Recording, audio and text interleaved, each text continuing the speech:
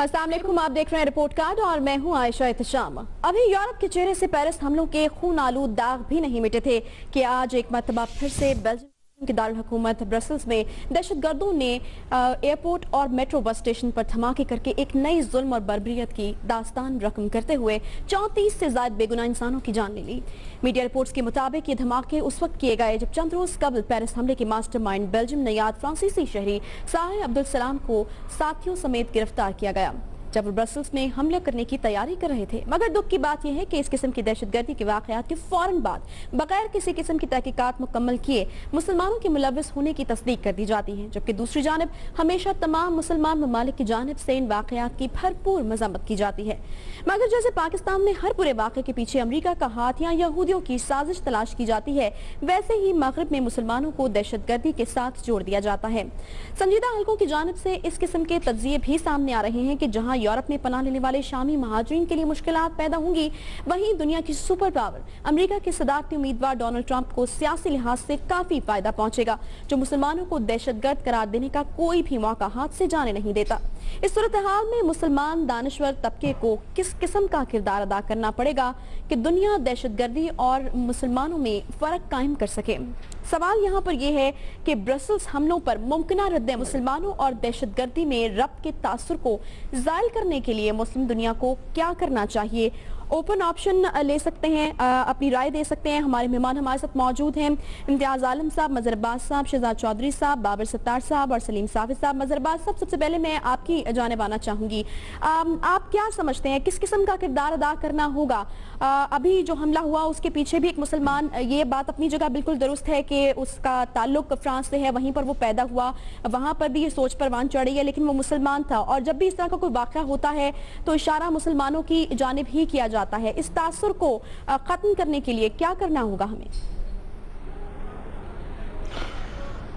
देखिए, ये हमारे लिए एक बड़ा मुश्किल मरहला है और उसकी वजह बुनियादी तौर पे ये है कि जब भी ऐसा कोई वाक़या होता है तो कोई ना कोई एक ऐसा ग्रुप उसकी ज़िम्मेदारी कबूल करता है जिसका ताल्लुक़ किसी न किसी हवाले से मुसलमानों से होता है, और उन ग्रुप्स के बारे में मुसलमानों की राय जो है वो कन्फ्यूजन का शिकार है। हम उसकी मजम्मत करते हुए हिचकिचाते हैं, हम उसमें मुख्तलिफ ज़ाविये उसके तलाश करते हैं।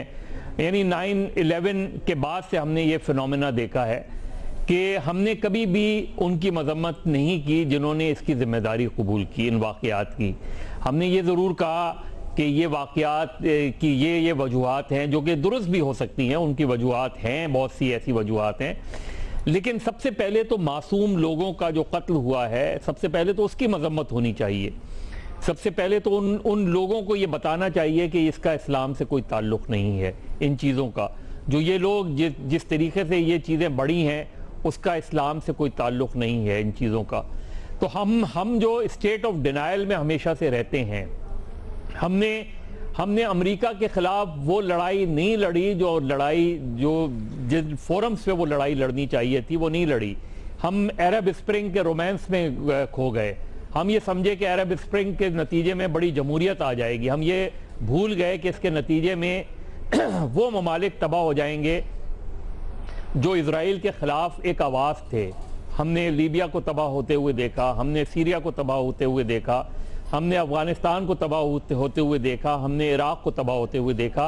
लेकिन हम अगर अपने मुल्क की मिसाल लें तो हमने रूस के ख़िलाफ़ भी जो लड़ाई लड़ी वो अमेरिका के कहने पे लड़ी, और आज भी जो लड़ाई हम लड़ रहे हैं या जो हमारी पोजीशन है वो अमेरिकन पोजीशन है। तो हमने अपनी तो कोई पोजीशन बनाई नहीं, और यही अलमिया आलम इस्लाम का रहा। आलम इस्लाम ने कितनी मरतबा अपनी सरबराही कॉन्फ्रेंस बुला के इन मामलात पे कभी भी बहस की हो, इन ग्रुप्स के हवाले से कभी भी कोई एक राय कायम की हो। हमारे जो ज़्यादातर इस्लामी ममालिक के हुक्मरान रहे हैं वो आम आदमी से और अवाम से कटे हुए रहे हैं। बहुत कम ऐसे हुक्मरान रहे होंगे जिन्होंने अपने अवाम के साथ जिनका रिश्ता रहा।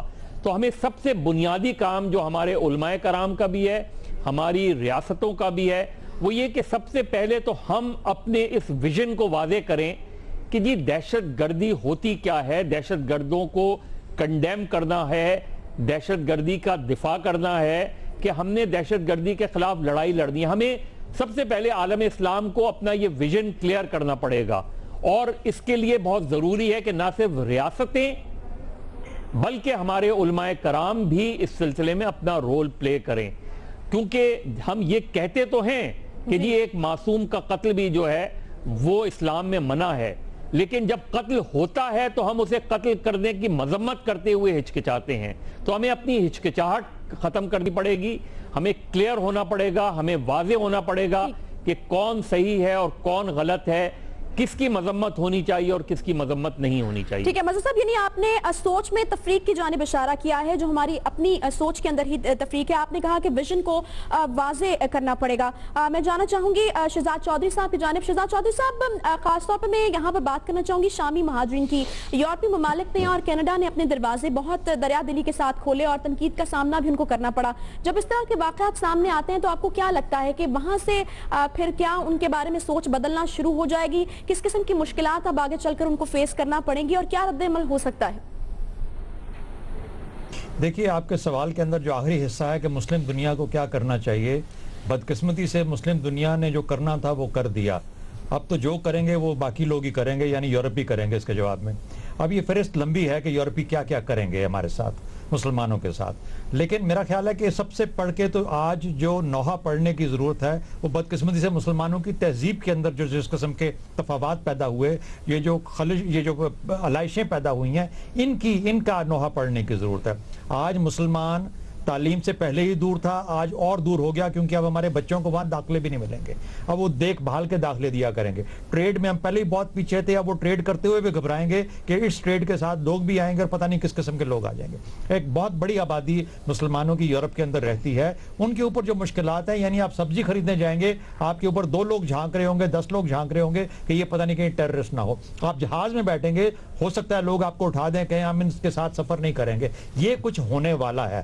اچھا، اب اگر ہم اس کی نہیں رکھ سکتے تمیز، یا اس کا احساس نہیں کر سکتے، تو پھر پتہ نہیں کس چیز کا احساس کر سکتے ہیں۔ دیکھیے، مسلمانوں نے اپنے اندر، اور یہ دیکھنے کی بات ہے، سوچنے کی بات ہے کہ کیا وجہ ہے کہ باقی تہذیبوں میں یہ کام نہیں ہوئے، کیا وجہ ہے کہ اسلامی تہذیب کے اندر یہ معاملات اس طریقے سے ابھرے ہیں، اسلام میں کہاں کمیاں رہ گئی ہیں ہمارے اندر، کیا خرابیاں پیدا ہونے دی اپنے اندر۔ یہ خرابی جو ہو چکی ہے، ناسور جو پل چکا ہے، اس کو ختم کرنے کے لیے ہم نے کیا کیا ہے ابھی تک؟ صرف پاکستان کی مثال لے لیتے ہیں، چلے پاکستان نے کچھ حد تک کام کیے، باقی ملکوں نے ٹوٹ پھوٹ ہو گئی، شکار ہو گیا، عرب سپرنگ کے بعد تباہ ہو گیا مسلمان دنیا، لیکن ابھی بھی دیکھیں ان کو کسی کو ابھی تک سمجھ نہیں آئی کہ اپنے اندر یہ جو اس قسم کے گند ہے اس کو صفائی کیسے کرنی ہے۔ تو میرا خیال ہے آپ کا سوال چونکہ یہ ہے کہ ہمیں کیا کرنا چاہیے، اور آپ ابھی بھی ربط کے تاثر کی بات کر رہی ہیں، یہ تاثر کا لفظ نکال دیں، ربط ہی ربط ہے بدقسمتی سے۔ مسلمان جہاں پہ کہیں ہو، سب سے پہلا اثر امریکہ میں اور یورپ میں جاتا ہے اس کا، باقی دنیا میں، بھارت میں آج انہوں نے 4 ایئرپورٹس کے اوپر اپنے وارننگز کھڑی کر دی اور وہاں پہ بامز کی اطلاع جانی شروع ہو گئی۔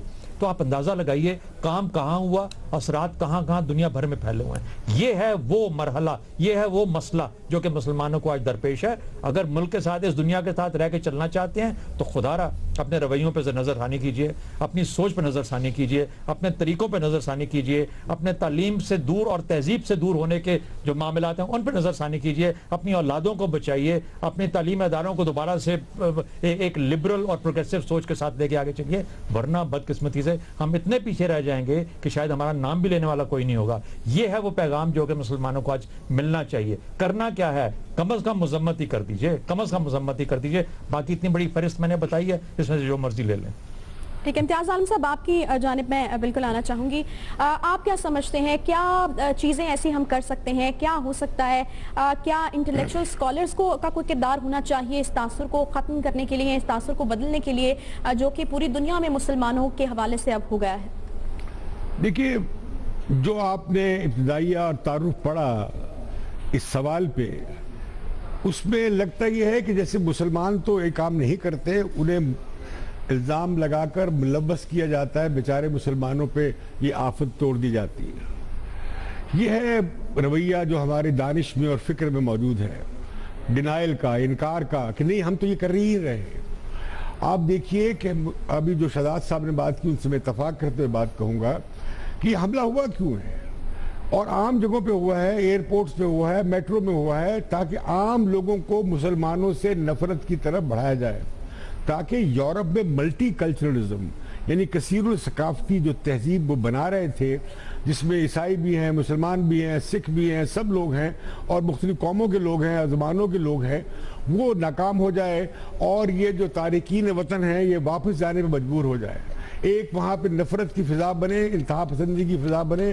ہم نے جیسے دیکھا تھا نازی جرمنی میں دیکھا تھا، ویسے ہی وہاں پہ یورپ میں ویسی انتہا پسند لوگ وجود میں آئے جیسے جس کی مثال آپ نے ٹرمپ کی دی ہے، تاکہ وہاں بھی وہ تہذیبی سلسلہ ختم ہو اور ہم جو یہاں سے جو انتہا پسند کر رہے ہیں اس کے ساتھ ٹکراؤ ویسے ہی کسی باربیرین اور بربریت پسندانہ نظریے کا وہاں پہ عروج ہو جائے. پھر یہ جو لوگ پناہ لینے جا رہے تھے، ان کی خانہ جنگی کے باعث، ان کی مارا ماری کے باعث یورپ جا رہے تھے، ان کے دروازے کھولے گئے. اب مشکل بنا دی گئی ہے کہ وہ بیچارے تارکین وطن جائیں تو کہاں جائیں.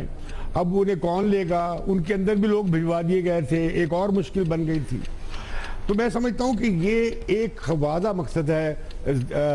داعش، القاعدہ، یہ جو ہمارے ہاں جہادی تنظیمیں میں کھڑی کی گئیں، یہ جو ہمارے ہاں تنگ نظر فرقہ پرست تنظیمیں میں کھڑی کی گئیں، پاکستانی ریاست بھی اس دھندے میں دہائیوں تک شامل رہی اور یہ کام سعودی عرب کی سربراہی میں اب تک ہو رہا ہے. ہم انڈونیشیا دیکھتے ہیں، یہ وہابزم اور یہ جو تکفیریت یہ کس نے پھیلائی ہے؟ وہ مدرسے کہاں سے آئے؟ وہ نفرت انگیز لٹریچر کہاں سے آیا؟ وہ ذہن سازی کہاں سے کی گئی؟ اس کا نتیجہ ہے کہ مسلمان دنیا جو ہے اپنے آپ کو ایڈریس کرنے کی بجائے اپنی تعلیم بڑھانے، اپنی سائنس ٹیکنالوجی بڑھانے، اپنی سماجی علوم میں آگے بڑھنے، اپنے ملک کے عوام کی ضروریات پوری کرنے کی بجائے اس چیز پر نوجوان نسلوں کو ڈال دیا گیا ہے. تو یہ جو ہے بات تاثر ظاہر کرنے کی بات نہیں ہے. حقیقت میں مسلمانوں کو اپنے آپ کو، اپنے فکر کو، نظریات کو، علماء کرام کو اور دینی سوچ میں جو یہ عنصر آ گیا ہے، غیر دینی، غیر اسلامی عنصر، اسے دور کرنے کی ضرورت ہے. اس سے فرق نہیں پڑے گا. ہم یقیناً کہتے ہیں کہ اسلام تو امن کا دین ہے. ہم یقیناً کہتے ہیں کہ ہمارے قرآن پاک میں آیا ہے کہ ایک شخص کا قتل انسانیت کا قتل ہے، لیکن یہ سبق بھلا دیے ہم نے. ہم چلتے ہیں ان نفرت انگیز، تشدد آمیز، دہشت گرد خیالات کے اوپر جس سے ہم عام لوگوں کو نشانہ بنا رہے ہیں اور خود اپنے لوگوں کو اس کا شکار کر رہے ہیں. زیادہ تر آپ دیکھیے مڈل ایسٹ میں اور پاکستان میں ہمارے اپنے مسلمان پاکستانی بھائیوں کے ہاتھوں مسلمان لوگ زیادہ مارے گئے ہیں. دنیا بھر میں آپ دیکھ لیں ایسا ہو رہا ہے. تو میں سمجھتا ہوں کہ مسلم دنیا اس بارے میں کچھ نہیں کر رہی. یہ جو 34 ملک کی جو اتحاد بنا ہے یہ بھی فرقہ وارانہ ہے. یہ بھی یہ نہیں ہے کہ یہ دہشت گردی کو ختم کرے، بلکہ یہ باعث تھے لوگ جو اس کی قیادت کر رہے ہیں. وہ یمن میں داعش کو پھیلانے کا باعث ہیں، القاعدہ کو پھیلانے کا باعث ہیں، وہ لیبیا میں اس کا باعث ہیں. ہاں یقیناً یہ جو یورپ نے، جو فرانس نے اور جرمنی نے، فرانس نے اور برطانیہ نے جو لیبیا میں حملہ کیا، یا بش کے زمانے میں جو عراق پہ حملہ ہوا، ان ریاستوں کو توڑ دیا گیا، وہ بھی ذمہ دار ہیں کہ انہوں نے وہ خلا پیدا کیا. لیکن اس میں ہماری ذمہ داری بنیادی، انہوں نے ہمارے خلاف جو کیا سو کیا، لیکن ذمہ داری ہماری ہے کہ ہم شکار نہ ہو جائیں. اگر وہ ہمیں غلط راستے میں دھکیل رہے تھے یا ہمارے انتہا پسند ملا ہمیں غلط راستے میں دھکیلتے ہیں تو ہمارا فرض ہے کہ ہم آنکھیں کھولیں اور دیکھیں ہمارے مفاد میں کیا ہے. کیا ہمیں اس راستے میں جانا چاہیے آگ اور خون کے؟ کیا ہمیں اس کھائی میں گرنا چاہیے جس طرح ہمارے دشمن ہمیں دھکیل سکتے ہیں، یا ہمارے گمراہ لوگ ہمیں گمراہی پہ ڈال رہے ہیں؟ میرا خیال ہے کہ ہمارے ہاں مسلم دنیا میں اس پہ ابھی کچھ نہیں ہو رہا. ابھی آپ دیکھتے ہیں کہ پاکستان میں کیا کچھ ہو رہا ہے. ابھی آپ دیکھتے ہیں کہ عورتوں کے اوپر تشدد کو روکنے کے لیے جب بل آیا تو سارے علماء کرام اس طرح کھڑے ہو گئے. اب 27 تاریخ کو بہت غازی اور شہید کا دن منایا جائے گا. جب ہم ایسا کریں گے، مارنے مرانے کو جائز قرار دیں گے، تو پھر کیا ہوگا؟ پھر یہی ہوگا کہ ہم قتال کے اور اس طرح کے قتل و خون کے فروغ دے رہے ہوں گے اور جو ہمارے معاشرے کو بھی کھائے گا. جی سلیم صافی صاحب، آپ کی جانب آنا چاہوں گی. پہلے پیرس اور پھر اب بیلجیم، یہ جو انتہا پسندی بڑھتی ہوئی ہمیں نظر آ رہی ہے یورپی ممالک میں خاص طور پر، اس کو آپ کس طرح سے دیکھ رہے ہیں؟ کیا وجوہات ہیں اس کی؟ اور اس کے علاوہ ڈونلڈ ٹرمپ جیسے کہ ذکر کیا، امتیاز عالم صاحب نے بھی، اس کے حوالے سے بھی کہا جا رہا ہے کہ جو اس کی کیمپین ہے، جس قسم کے بیانات وہ دیتے ہیں تو اس کو کافی فائدہ پہنچنے والا ہے. کس طرح سے کیا واقعی جوڑا جا سکتا ہے اس چیز کو اس واقعے کے ساتھ؟ دیکھیے عائشہ، جس طرح یہ ایک حقیقت ہے کہ اس طرح کے واقعات کا اسلام سے اور قرآن اور سنت سے کوئی تعلق نہیں ہے، اسی طرح اس حقیقت کو جھٹلایا نہیں جا سکتا کہ ان واقعات کا مسلمانوں کے ساتھ ہی تعلق ہے۔ بدقسمتی سے کرنے والے بھی عموماً مسلمان ہی ہوتے ہیں، اور جو تنظیمیں ان نعروں کے ساتھ میدان میں آئی ہیں، وہ القاعدہ ہو، وہ داعش ہو، وہ TTP ہو، وہ جبہت النصر ہو، وہ اسلامک موومنٹ آف ازبکستان ہو، وہ کوئی اور ہو، وہ سب کے سب مسلمانوں کی تنظیمیں ہیں، اور مسلمانوں کے بظاہر مسلمانوں کے کاز کو لے کر وہ میدان میں نکلی ہیں۔ اس لیے جس طرح ان کو اسلام سے جوڑنا زیادتی ہے، اسی طرح ان واقعات کو مسلمانوں کے ساتھ جدا کرنا وہ ناممکنات میں سے ہے۔ وہ اگر ہم ادھر بیٹھ کے جھٹلائے بھی تو دنیا پہ اس کا کوئی اثر نہیں ہوگا۔ دوسری بات یہ کہ اس کو پیدا کرنے میں یقیناً یہ جو انتہا پسندی کا کلچر ہے، اس میں ویسٹ کا اپنا بھی رول ہے۔ آج بھی اگر آپ دیکھیں تو سوشل میڈیا پہ ہیلری کلنٹن کا ایک اعترافی بیان موجود ہے، اس میں عرب دنیا کا بھی رول ہے، اس میں ہمارے پالیسی سازوں کا بھی رول ہے۔ لیکن بہرحال یہ ایک حقیقت ہے کہ اب جو کچھ ہے وہ گراؤنڈ پہ موجود ہے، اور جب مسلمان اس طرح کے کام کرتے ہیں تو ایک طرف ویسٹ میں ڈونلڈ ٹرمپ جیسے لوگ پیدا ہوتے ہیں، ایک طرف کا انتہا پسند دوسری طرف کے انتہا پسند کا کام آسان کرتا ہے، اور پھر وہاں پہ جب ڈونلڈ ٹرمپ جیسے لوگ آتے ہیں یا ابو غریب اور اس طرح کے واقعات جب لوگ دیکھتے ہیں تو مسلمانوں میں بھی اس طرح کے انتہا پسند عناصر کو وہ موقع ملتا ہے آگے بڑھنے کا۔ اب جہاں تک یہ بات تو بالکل obvious ہے کہ اس طرح کے واقعات کے نتیجے میں مغرب کے اندر، یورپ میں، امریکہ میں مسلمانوں کی مشکلات اور بڑھیں گی، بالخصوص عرب دنیا میں۔ دیکھیں یہ کتنے افسوس کی بات ہے کہ شام کے مسلمان، وہ دو مسلمان ملکوں کے پراکسی وار کے نتیجے میں در بدر ہوئے، لاکھوں کی تعداد میں وہ بے گھر ہوئے، اور کسی ایک مسلمان ملک میں یہ غیرت نہیں تھی کہ ان کو پناہ دے دے۔ اب ان کو اس روئی زمین پہ سب سے زیادہ ویلکم کیا گیا کینیڈا میں یا پھر یورپ میں۔ اب ایک تو ان مسلمانوں کا مزید وہاں پہ جانا یا رہنا وہ مشکل اور ناممکن ہو جائے گا، تو مسلمانوں کی مشکلات میں تو یقیناً اضافہ ہوگا۔ ہاں البتہ پاکستان سپیسیفک اگر ہم بات کریں تو جتنی داعش کی ایکٹیویٹیز بڑھتی ہیں، اس کے نتیجے میں جو پاکستان کی طرف توپوں کا رخ تھا وہ کم ہو کے عرب دنیا کی طرف وہ جاتا ہے۔ ایک تو جب سے ادھر یہ ایکٹیویٹیز بڑھی ہے تو القاعدہ جیسی تنظیمیں بڑی حد تک عرب دنیا میں منتقل ہو گئی۔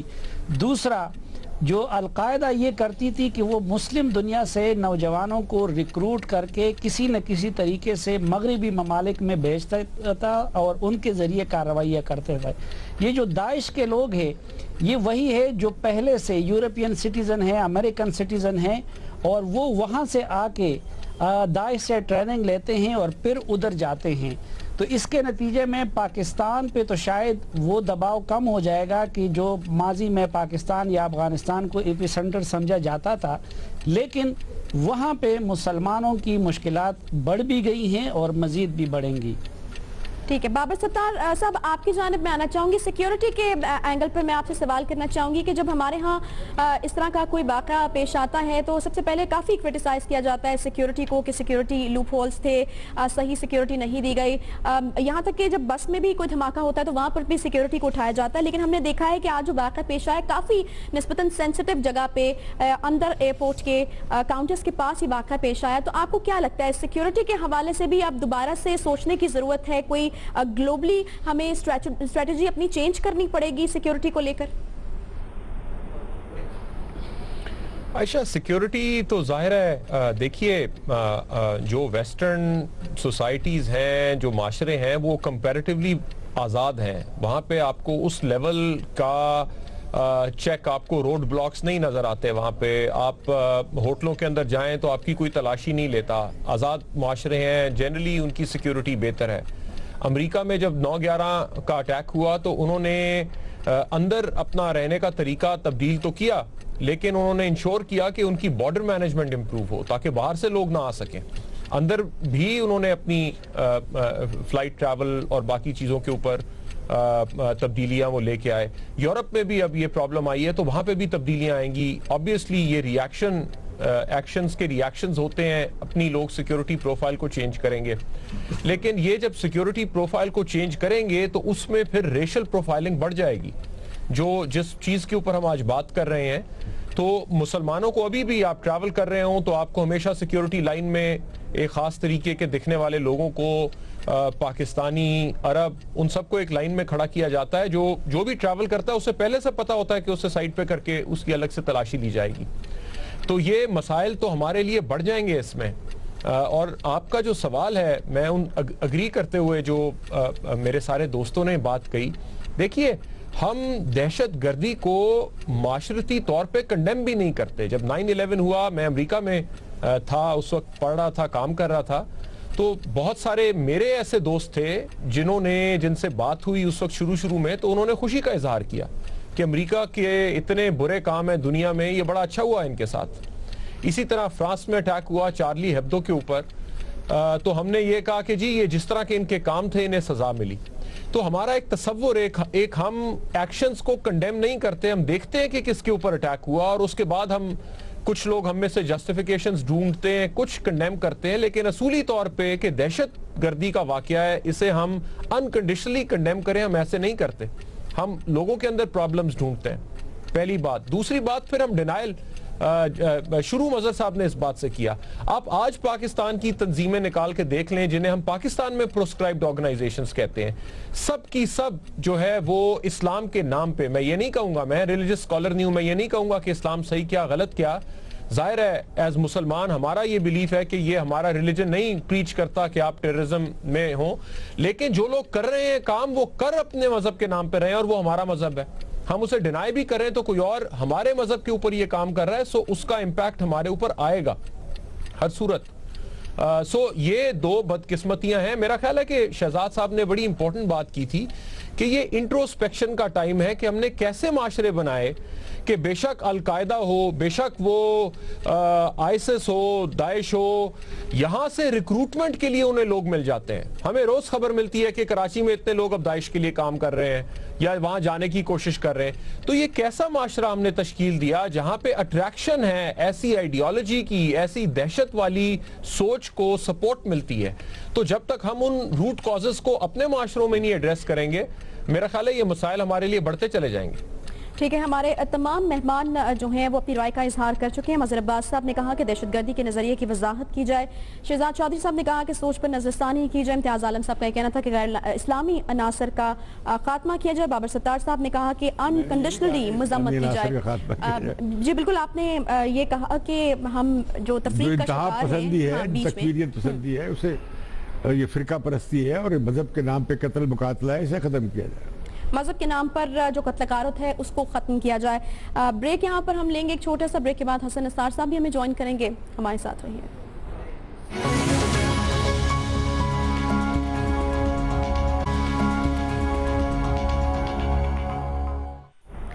Welcome back. رپورٹ کارڈ میں ایک بار پھر سے آپ کو خوش آمدید کہتے ہیں, اور آپ کو یہ بھی بتاتے چلیں کہ حسن نثار صاحب بھی ہمیں جوائن کر چکے ہیں. بریک پر جانے سے پہلے جسے شکر ہم کرتے وہ اس کا سوال کچھ اس طرح سے تھا کہ برسلز حملوں پر ممکنہ رد عمل مسلمانوں اور دہشت گردی میں ربط کے تاثر کو زائل کرنے کے لیے مسلم دنیا کو کیا کرنا چاہیے. حسن نثار صاحب نے ابھی ہمیں جوائن کیا ہے. حسن صاحب, آپ سے اوپینین لینا چاہیں گے اس پر. دیکھیں, دوستوں نے بہت مؤثر لیکن محتاط بات کی ہے, اور میرا خیال یہ ہے کہ منسنگ آف ورڈ سے بات بہت آگے نکل گئی. یہ معاملہ اب رابطے یا ربط کا نہیں ہے, اس حقیقت کو تسلیم کرنا پڑے گا کہ دہشت گردی میں مسلمان, نام نہاد مسلمان ملوث ہیں. عالم اسلام کو ہر قیمت پر یہ تاثر زائل کرنا ہوگا, اور یہ خالی خلی مذمتوں سے زائل نہیں ہوگا. اگلی بات یہ ہے کہ عالم اسلام کو اس مائنڈ سیٹ کے خلاف ہر حوالے سے اقدامات کر کے اسے مکمل طور پہ فنا کرنا ہوگا, ورنہ شہزاد چودھری, میں گفتگو سن رہا تھا, شہزاد چودھری صاحب نے جن خدشات کا اظہار کیا ہے نا, وہ تو صرف یہاں تک محدود کہ بچوں کو داخلے نہیں ملیں گے, وہ تو چند سبجیکٹ میں انہوں نے پہلے ہی ان کو رائٹ آف کر دیا ہے. اس کا انجام بہت بھیانک بھی ہو سکتا ہے. تو پورے عالم اسلام کو انتہائی ذمہ داری کے ساتھ آل آؤٹ جا کے یہ ساری فیکٹریز, یہ ساری نرسریز, یہ ساری ہیچریز ان کو ری وزٹ کرنا ہوگا. ٹھیک ہے. حسن نثار صاحب نے کچھ اس طرح سے کہا کہ مائنڈ سیٹ کے خلاف ہمیں اٹھ کھڑے ہونا پڑے گا اور اس کو فنا کرنا پڑے گا.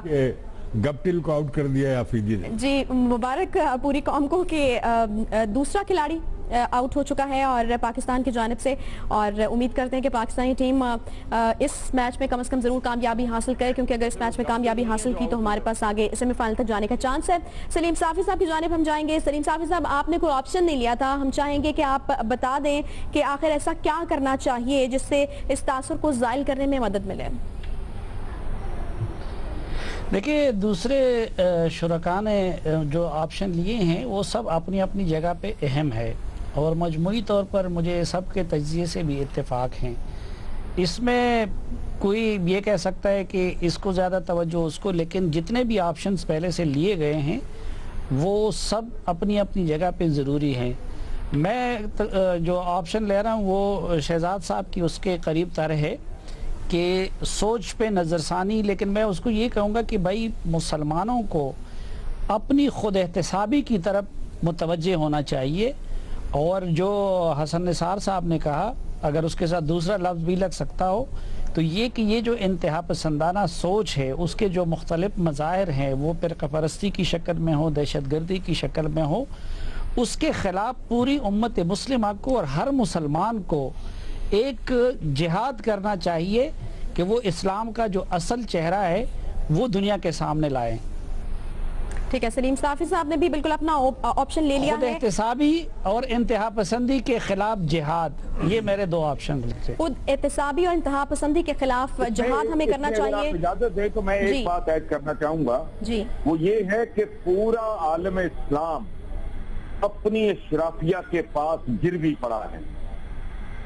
اس کو بلینڈ کرنا ہوگا. آپ کو منصفانہ تقسیم جو وسائل کی ہے اس کی طرف آنا ہوگا, تاکہ وہ جو کشش جس کی طرف کوئی دوستوں نے اشارہ کیا ہے کہ کراچی سے لے کے جہاں تک چاہے وہ بندے اس کے لیے فیول اس کے لیے اکٹھا کر سکتے ہیں اور ان کو ریکروٹ کر سکتے ہیں, اس کے لیے عام مسلمان کی اقتصادی حالت, جس کے لیے یہ مونارکی, یہ ڈکٹیٹرشپس اور اس طرح کی چیزوں کا, ان کا بھی وہ بندوبست آپ کو کرنا پڑے گا. ٹھیک ہے. ہمارے تمام مہمان اس سوال پر اپنا آپشن لے چکے ہیں, اپنی رائے کا اظہار کر چکے ہیں. بڑھتے ہیں اپنے دوسرے ایشو کی جانب. آج دنیا بھر میں پانی کا عالمی دن منایا جا رہا ہے. بات کریں پاکی تو یہاں کی 85% آبادی پینے کے صاف پانی سے محروم ہے. ہر سال ناقص پانی کی وجہ سے 2 لاکھ بچے ہلاک اور 30 لاکھ سے زائد پانی سے پیدا ہونے والی بیماریوں میں مبتلا ہو جاتے ہیں. ملک میں 90% بیماریاں ہیپاٹائٹس, ڈینگی, خناق اور دست کی وجہ سے سالانہ 11 لاکھ افراد موت کے منہ میں چلے جاتے ہیں. ملک میں پانی کے 84 سے 89% ذرائع انسانی استعمال کے قابل ہی نہیں ہیں. سال 2000 میں اوسطاً ہر شہری کو 2961 MT پانی دستیاب تھا. 2005 میں یہ کم ہو کر 1420 اور اب 1000 MT سے نیچے آ چکا ہے. پاکستان میں ہر برس 34 ملین ایکڑ فٹ پانی سمندر میں گر کر ضائع ہو رہا ہے, جس سے معیشت کو سالانہ 36 ارب ڈالر کا الگ نقصان اٹھانا پڑ رہا ہے. یہ رپورٹس پاکستان اور مستند ترین اداروں کی ہیں جو سال ہر سال پانی پر ریسرچ میں مصروف ہیں. المیہ دیکھیے کہ پانی موجود ہے لیکن مضر صحت پانی موجود ہے اور سمندر بدھ ہو رہا ہے. نہ پانی صاف کرنے کی کوشش ہو رہی ہے اور نہ ہی اسے جمع کرنے کی. واٹر ٹریٹمنٹ پلانٹس پر زور لیکن کام صفر. ڈیموں کی تعمیر سیاست اور تختیوں کی نظر ہو جاتی ہے. ایک طرف آبادی کا جن ہے بے قابو تو دوسری جانب کوئی مربوط پلاننگ نہیں ہے, کوئی ویژن نہیں, کوئی کام نہیں, صرف کاغذوں کی حد تک. اگر یہی صورتحال رہی تو پاکستان کا ایتھوپیا بننا زیادہ دور نہیں ہے. سب سے اہم سوال یہ ہے کہ کیا پانی نیشنل سیکیورٹی کا معاملہ نہیں ہے؟ آج جو اس حوالے سے ہم اپنے مہمانوں سے سوال پوچھنے جا رہے ہیں وہ کچھ اس طرح سے ہے کہ ملک میں پانی کے ذخائر میں جو کمی ہے اس کا ذمہ دار آخر کون ہے, سیاستدان یا تمام متعلقہ ادارے؟ یہ دو آپشنز ہیں جس میں سے ہمارے مہمان ایک آپشن آپٹ کر سکتے ہیں. حسن نثار صاحب کی جانب میں جانا چاہوں گی. حسن نثار صاحب, آپ کی کیا ٹیک ہے اس پر؟ دیکھیں, اس میں سیاستدان کو میرا خیال ہے کہنا مناسب نہیں ہے. حکمران بنیادی طور پہ ذمہ دار ہیں, کیونکہ متعلقہ اداروں سے کام بھی حکمرانوں نے لینا ہے. سیاستدانوں کی تو خیر بے شمار قسمیں اور کیٹیگریز ہیں, اور حکمرانوں کے علاوہ میرا خیال ہے کہ ہم جو عوام جنہیں کہا جاتا ہے ان کی غیر ذمہ داری کا بھی اس میں بہت زیادہ رول ہے. ٹھیک ہے، یعنی ایک آپشن اگر ہم آپ کی طرف سے لیں تو وہ حکمرانوں پر آپ زیادہ رسپانسبلٹی ڈالتے ہیں اس کی، لیکن جی عوام بھی اس سے مستثنا نہیں ہے. حکمران اور عوام دونوں کا آپشن لیا ہے. حسن نثار صاحب نے. امتیاز عالم صاحب آپ کی جانب میں آنا چاہوں گی، آپ کیا سمجھتے ہیں کون ذمہ دار ہے؟ دیکھیں، دنیا میں 91% آبادی کو پانی تک رسائی مل گئی ہے. جنوبی ایشیا میں پاکستان کا البتہ 6واں نمبر ہے، اور ہمارے ہاں 40% سے کم لوگوں کو نلکے کا پانی دستیاب ہے. یہ معلوم نہیں کہ اس میں سے کتنا صاف ہے. پاکستان میں اسی وجہ سے، جیسے کہ آپ نے کہا، پانی سے بیماریاں بہت پھیل رہی ہیں خراب پانی سے، جیسے جرکان ہے، جیسے ڈائریا ہے، اور بہت سی بیماریاں. اس وقت پاکستان میں کچھ 7 گنا پانی کم ہوا ہے فی کس. پارٹیشن کے وقت یا آزادی کے وقت یہ تھا 7000 کیوبک میٹر، اب یہ ہو گیا 1000 کیوبک میٹر سے بھی کم. ہمارا 40% پانی ضائع ہوتا ہے. بہت زیادہ پانی ہماری ایگریکلچر میں ضائع ہوتا ہے، بہت سارا سمندر میں جاتا ہے، بہت سارا ہم ضائع کرتے ہیں گھروں میں، ہر جگہ، فیکٹریوں میں، سب جگہ. ہمارے ہاں پانی کو ری سائیکل کرنے کا انتظام نہیں ہے. پھر ماحولیات کے حوالے سے دیکھیے، گلیشیئر پگھل رہے ہیں. اگلے 5 سال تک بارشیں اور ہوں گی. جو کہا جا رہا ہے کہ ویٹ سپیل جو ہے، یعنی گیلا عرصہ پانی کا، جب بارشیں ہوں گی، پچھلے 8-10 سال سے ہو رہی ہیں، جب یہ کم ہو گئی تو پھر کیا ہوگا؟ پھر ہماری وہ فصلیں جو زیادہ پانی سے ہم استعمال کر کے کر رہے ہیں وہ نہیں ہو پائیں گی. ہمیں ساری زراعت کو بدلنا پڑے گا. پھر آپ دیکھیے کہ ہمارے ہاں کوئی اس طرح کا کوئی ادارہ ہی نہیں ہے جو پانی کے معاملے میں، سوائے اس کے کہ ministry of water and power ہے، اور ہمارے وزیر صاحب، ان کے بعد 3-4 وزارتیں ہیں خواجہ آصف صاحب کے پاس. لیکن ان سے اگر پوچھا جائے کہ پانی کا کرائسس کیا ہونے جا رہا ہے آئندہ 10-20 سال میں، اور کیا ہم اس کے لیے کوئی انتظام کر رہے ہیں. دوسرا، یہ آبادی دیکھیے ہماری 3% سے بڑھ رہی ہے. اسی رفتار سے آبادی بڑھے گی تو 3 سال میں پانی 10% اور کم رہ جائے گا. اس کا مطلب ہے 1000 کی بجائے 900 ہو جائے گا. جن فیکٹرز کا ذکر کیا کافی ویلڈ ہے، لیکن آپ سے جاننا چاہیں گے کہ آپ آپشن کیا لیں گے؟ میرا خیال ہے کہ ہماری ایڈمنسٹریشن، ہماری انتظامیہ، ہماری سول سروس، ہمارا سسٹم پورا، ان کی پرائرٹی نہیں ہے. ہاں، سیاستدانوں کو بھی ہم الزام دیتے ہیں. انتظامیہ کا آپشن لیا ہے امتیاز عالم صاحب نے. مظہر عباس صاحب کی جانب میں جانا چاہوں گی. نہیں دیتے. مظہر عباس صاحب، آپ کیا سمجھتے ہیں کون ذمہ دار ہے؟ ہم نے دیکھا کہ جب ڈیمز کے حوالے سے یا پھر پلاننگ کے حوالے سے بات ہوتی ہے تو ہم سیاست کا شکار ہو جاتے ہیں، مختلف کنٹروورسیز جنم لینے لگتی ہیں. اور ابھی آپ کیا سمجھتے ہیں؟ 2 آپشنز ہمارے پاس موجود ہیں. حکمرانوں کو سمجھتے ہیں اس کا ذمہ دار، یا پھر عوام؟ ریاست. دیکھیے، کچھ بنیادی چیزوں کی ذمہ داری ریاست لیتی ہے، اور پانی ایک ایسا مسئلہ ہے جس کی ذمہ داری آپ کی ریاست کو لینی چاہیے، اور ریاست نے یہ ذمہ داری نہیں پوری کی. ہمارے حکمرانوں نے، ہمارے جو چاہے وہ فوجی حکمران ہو یا سول حکمران ہو، انہوں نے پانی کے مسئلے پر سیاست کی. ورنہ مطلق العنان جو حکمران رہے ہیں وہ تو یہ ڈیمز بنا سکتے تھے، جس ڈیمز کے بارے میں انہوں نے پولیٹکس کی. پھر ہم نے کوئی کنسنسس نہیں بنایا. ہماری اسمبلیوں نے یہ بل تو پاس کیے، یہ قراردادیں تو پاس کی کہ یہ ڈیم نہیں بننا چاہیے. یہ قراردادیں متفقہ طور پہ پاس نہیں ہوئی کہ کون سا ڈیم بننا چاہیے. ہماری اب تک جو پرائیورٹیز رہی ہیں، ہم مسائل سے لا تعلق ہیں، عوام کی سطح پر بھی، حکمرانوں کی سطح پہ بھی. ہم اپنے بنیادی مسائل سے لا تعلق ہیں، اور ہماری ریاست ان مسائل کی طرف توجہ نہیں دے رہی، بلکہ وہ اس کے اوپر سیاست کرتی ہے. ہم ایشوز پہ، ہم جو پولیٹکس کرتے ہیں وہ بدقسمتی سے اس ڈائریکشن میں نہیں کرتے جس ڈائریکشن میں ہمیں کرنی چاہیے. آج ہم اس جگہ پہ بیٹھے ہوئے ہیں، کل ہم پاکستان ڈے منائیں گے. ذرا ہم غور تو کریں کہ ہم قرارداد مقاصد کے مقاصد ہی بھول گئے ہیں. ہم ان چیزوں کو، قرارداد پاکستان کے ہم مقاصد بھول گئے ہیں. یوم پاکستان ہم منا رہے ہیں لیکن ہم پاکستان کے مقاصد بھول گئے ہیں. پانی آج کا مسئلہ نہیں ہے. پانی تو ایوب خان کے زمانے سے، شاید اس سے بھی پہلے کا مسئلہ ہے. میرا خیال ہے ہماری جو ریاست ہے بنیادی طور سب کی رائے ہم لینا چاہ رہے ہیں. ریاست کو آپ کی جانب سے ذمہ دار ٹھہرایا گیا ہے. بابر ستار صاحب، آپ کی کیا رائے ہے اس پر؟ جی، میں اگری کرتا ہوں مظہر صاحب سے. ریاست ہی ذمہ دار ہے. دیکھیے، پہلی بات تو یہ کہ کوئی فوکس نہیں ہے اس ایشو کے اوپر. اگر آج عوام بھی فوکس نہیں ہے تو مجھے تو یہی سمجھ آتی ہے کہ یہ ریاست کا کام ہے ایک ایشو کو آئیڈینٹیفائی کر کے بتانا. ابھی ہم پینک نہیں کر رہے ہیں کیونکہ ہمیں یہ بتایا نہیں جا رہا, عام لوگوں کو نہیں بتایا جا رہا کہ یہ گندا پانی تو ہم بھول جائیں گے, یہاں تو پانی دستیاب نہیں ہوگا. یعنی جب اس طرف بات جائے گی تو پھر واٹر ٹریٹمنٹ پلانٹ تو آپ لگا سکتے ہیں, آپ اس کی گندگی تو صاف کر سکتے ہیں, لیکن پانی کا کارخانہ تو آپ نہیں لگا سکتے. جس طرح بجلی کا کرائسس اچانک آ گیا, دیکھتے دیکھتے ایک دم پتا چلا جی بجلی ختم ہو گئی کیونکہ لوگ استعمال کرنے والے بہت زیادہ ہیں اور پروڈکشن کم ہے. یہ پانی کے ساتھ یہ ہونے جا رہا ہے یہاں پہ, اور اس وقت یہاں پہ یہ سب سے بڑا نیشنل سیکیورٹی کا آپ کا ایشو بنے گا. اگر فوڈ سیکیورٹی ختم, اگر آپ کا جو ایگریکلچرل باسکٹ ہے یہاں پانی ختم ہوا تو یہاں پہ آپ کی فوڈ سیکیورٹی ختم ہو جائے گی. فوڈ سیکیورٹی نہ رہی تو یہاں پہ رائٹس ہوں گے اور بہت حالات خراب ہونے والے ہیں پانی کے اوپر, اور بالکل کسی کا فوکس نہیں ہے اس چیز آپ کا بھی یہی خیال ہے کہ ریاست اس کی ذمہ دار ہے؟ سلیم صافی صاحب, یو این ایڈ انڈیکس کے مطابق ہر ملک کے پاس 3 سال کی ضرورت کے مطابق پانی کا ذخیرہ موجود ہونا چاہیے, لیکن پاکستان میں حالات کچھ اس طرح سے کہ صرف 1 مہینے کی ملکی ضروریات پوری کرنے کے لیے پانی ذخیرہ کرنے کی گنجائش ہے. مطلب اس حد تک ناقص ہے ہماری پلاننگ. کس کو ذمہ دار آپ ٹھہراتے ہیں, متعلقہ ادارے یا سیاستدان؟ یہ عائشہ مظہر صاحب اور بابر ستار صاحب کے ساتھ اتفاق کے ساتھ میں یہ ایڈ کرنا چاہوں گا کہ دیکھیں ہم بیسکلی قوم ذمہ دار ہیں. اب اگر بڑے ذخائر نہیں بن سکے تو جس طرح مظہر صاحب نے کہا کہ اس پہ فوجی حکمرانوں نے بھی سیاست کی, ڈسپیوٹڈ بنا کالا باغ ڈیم ضیاء الحق کے دور میں, مشرف نے بھی پھر اس کو سیاسی مقاصد کے لیے استعمال کیا, اور سیاسی جو لیڈر تھے انہوں نے بھی یہی کیا, بلوچ اور سندھی اور پختون قوم پرستوں نے اس پہ سیاست کی.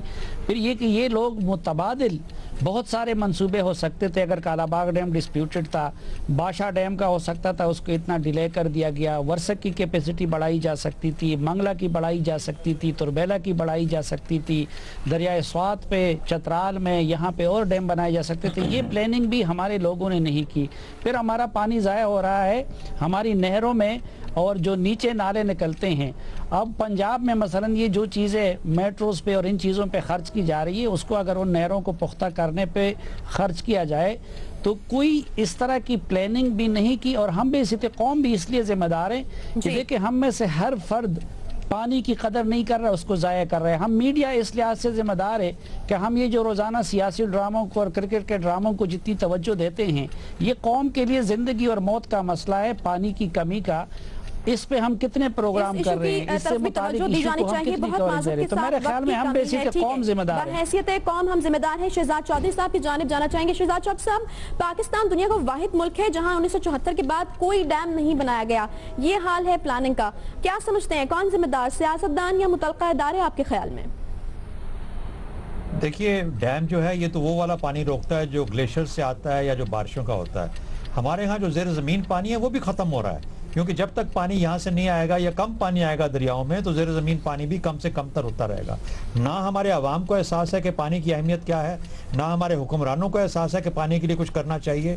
ہماری آج جو آبادی ہے وہ تقریباً اگر 20 کروڑ ہے اور 1000 مکعب میٹر پہ ہم بیٹھے ہیں فی انسان پانی کے لیے, تو یہ یاد رکھیں کہ 2060 میں ہماری آبادی کم از کم 35 کروڑ ہونے جا رہی ہے اور اس وقت 600 کا حصہ رہ جائے گا پانی کے لیے. ہم واٹر کے بالکل فیمن کنڈیشن میں پہنچ جائیں گے. اور پھر وہ جو باتیں بابر ستار صاحب نے اور باقی دوستوں نے کی ہیں کہ ہم رائٹس کی طرف جا رہے ہیں, ہمارے ہاں انتشار بڑھ جائے گا, فوڈ سیکیورٹی ختم ہو جائے گی, لوگ بھوکے ہو جائیں گے اور ماس مائگریشن شروع ہو جائیں گی, لوگ اپنے علاقے چھوڑنے پہ مجبور ہو جائیں گے. اور پھر اس وقت جو انتشار آئے گا, ڈی اسٹیبلائزیشن ہوگی, اس کا احساس کسی کو نہیں ہے. ابھی بھی وقت ہے, اپنے عادتیں بدلیں, پانی کی کنزرویشن کریں, بتائیں لوگوں کو کیسے پانی روکنا چاہیے, سنبھالنا چاہیے. ڈیموں سے جو پانی آتا ہے ان کو سنبھالنا کیسے ہے, لائننگ کی بات کی گئی. پھر گلیشیئر میلٹ جو ہے تو کلائمیٹ چینج کا ایک اثر ہے, لیکن اس کے اوپر بھی نظر ڈیمز بنائیں پانی کو سٹور کرنے کے لیے. پانی, ہماری نظر صرف بجلی پہ جاتی ہے کہ بجلی بنے گی, نہیں, پانی کو بھی سٹور کرنا ہے. پانی سٹور ہوگا تو آنے والی نسلیں پھر کسی سٹیبلٹی میں رہ سکیں گی. ٹھیک ہے, یعنی شہزاد چودھری صاحب آپ بھی دونوں آپشن لیتے ہیں, حکمران اور عوام برابر کے ذمہ دار ہیں؟ جی جی بالکل ٹھیک ہے. شہزاد چودھری صاحب, حسن اسرار صاحب نے دونوں آپشن آپٹ کیے ہیں, حکمران اور عوام دونوں ذمہ دار ہیں. امتیاز صاحب نے کہا ہے کہ انتظامیہ ذمہ دار ہے, سلیم صافی صاحب کہتے ہیں کہ بحیثیت قوم ہم ذمہ دار ہیں, بابر ستار صاحب نے ریاست کا آپشن لیا اور مظہر عباس صاحب نے بھی ریاست کا ہی آپشن لیا ہے. جی جی جی, اگر آپ ناظرین کا ٹیپ چل رہا ہے پانی کا, براہ کرم بند کر دیں اور پانی مت ضائع کریں. بہت امپورٹنٹ میسج जो कि इम्तियाज आलम साहब की जानिब से दिया गया। इसके साथ ही रिपोर्ट कार्ड का वक्त यहाँ पर खत्म होता है। आइए जियो न्यूज़।